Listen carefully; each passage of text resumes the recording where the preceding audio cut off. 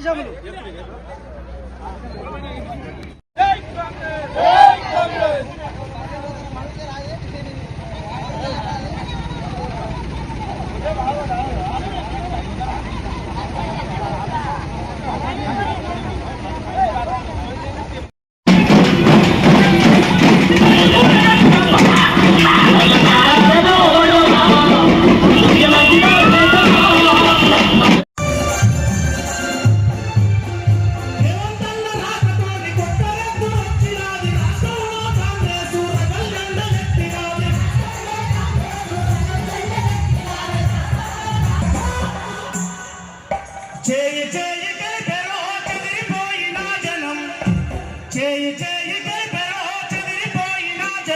చరిత్ర సృష్టించగా పలికిన నీరాజనం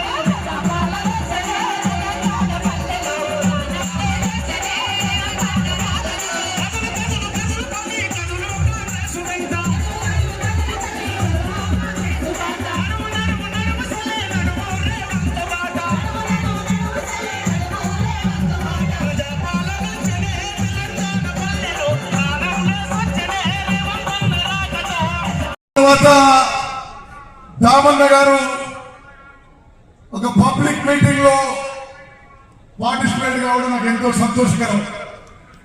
వారి జీవిత కాలం ఈ తుంగతుర్త నియోజక ప్రజలకి ఓటర్లకి త్యాగం చేసిన విషయం కూడా ఒకసారి నేను గుర్తు చేస్తున్నాను. వారు 94లో చెప్పినట్టు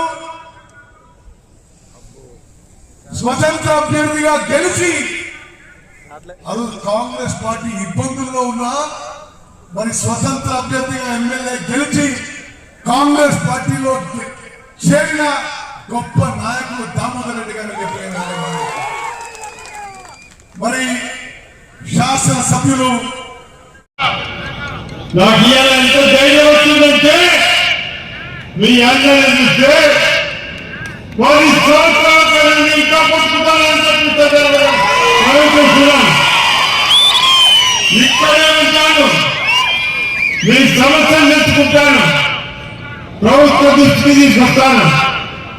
తీసుకురావటమే కాదు, కాంగ్రెస్ జెండాను 85కి ఏ విధంగా జెండా ఎగరేస్తానో మళ్ళీ తుంగకు తెచ్చే కాంగ్రెస్ పార్టీ అని చెప్పి చెప్పడం జరుగుతుందని చెప్పి చూస్తున్నా.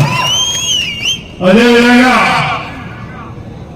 ఇక్కడే నా కుమారుడు శరత్ రెడ్డి ఉంటాడు, వ్యవసాయం చేస్తున్నాడు, ప్రజాసేవ చేసేందుకు వస్తున్నాడు.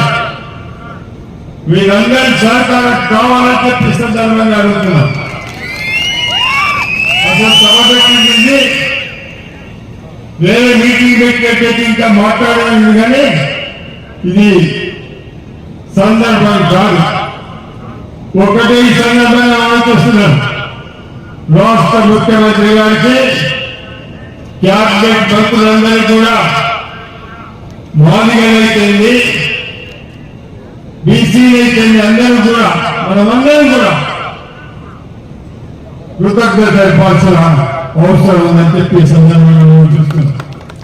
నేను రాజకీయాలకు వచ్చిన తర్వాత మండల ప్రజలను చూస్తే గవర్నర్ మండల ప్రజలు చేసినాను, యాదవ మండల ప్రజలు చేసినాను, ఒడ్డగా మండల ప్రజలు చేశాను, బెస్తలు చేసినాను, బుద్ధిగలను చేసినాను, పెరకవాడిని చేసినాను.